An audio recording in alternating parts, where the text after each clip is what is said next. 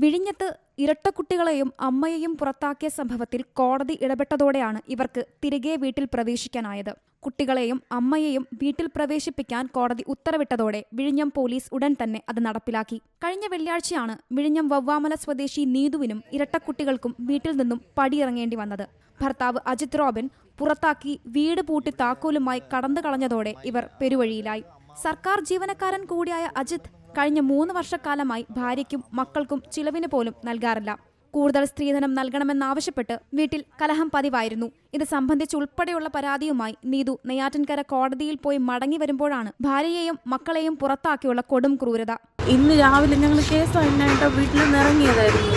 രാവിലെ വീട്ടിൽ ചെന്നപ്പോഴത്തേക്ക് ഹസ്ബൻഡ് അച്ഛനും ഹസ്ബൻഡും കൂടെ വീട് പൂട്ടി, ഗേറ്റ് ഡോർട്ട് പൂട്ടി ഞങ്ങൾ വെളിയിലാക്കി. അങ്ങനെ ഇവിടുത്തെ സാറ് വിളിച്ച് ചോദിച്ചപ്പോഴത്തേക്ക് ഒരു കാരണവശാലും ഡോറ് തുറക്കില്ല, കേസ് ഇട്ടിട്ട് പോയതാണ്, അതുകൊണ്ട് ഒരിക്കലും തുറന്നു കൊടുക്കാൻ പറ്റില്ല. ഞങ്ങൾ കുട്ടികളുടെ മരുന്നും എല്ലാ കാര്യങ്ങളും വീടിൻ്റെ അകത്താണുള്ളത്, പക്ഷെ ഡോറ് ഒരു കാരണവശാലും തുറന്നു തരാൻ പറ്റില്ല എന്നാണ് പറയുന്നത്. 5 വയസ്സുള്ള ഇരട്ടക്കുട്ടികളുടെ പഠനം പോലും വഴിമുട്ടിയിരുന്നു. ഇതിൽ ഒരു കുട്ടി വൃക്ക രോഗിയാണ്. എങ്ങോട്ട് പോകണമെന്ന് അറിയാതെ വിഴിഞ്ഞം പോലീസ് സ്റ്റേഷനിൽ അഭയം പ്രാപിച്ചതിനെ തുടർന്ന് രാത്രി പോലീസാണ് നീതുവിന്റെ മാതാപിതാക്കളുടെ വീട്ടിലേക്ക് ഇവരെ മാറ്റിയത്. പിന്നാലെ വിഷയം ഗൗരവമായി കണ്ട് നെയ്യാറ്റിൻകര കോടതി ഉത്തരവ് പുറപ്പെടുവിച്ചു. പൂട്ടുപൊളിച്ച് ഇവർക്ക് പ്രവേശനം നൽകുവാൻ വിഴിഞ്ഞം SHOയ്ക്ക് കോടതി നിർദ്ദേശം നൽകി. തുടർന്ന് രാത്രിയോടുകൂടി എത്തിയ പോലീസ് സംഘം പൂട്ടുപൊളിച്ച് നീതുവിനെയും മക്കളെയും വീടിനുള്ളിൽ പ്രവേശിപ്പിച്ചു.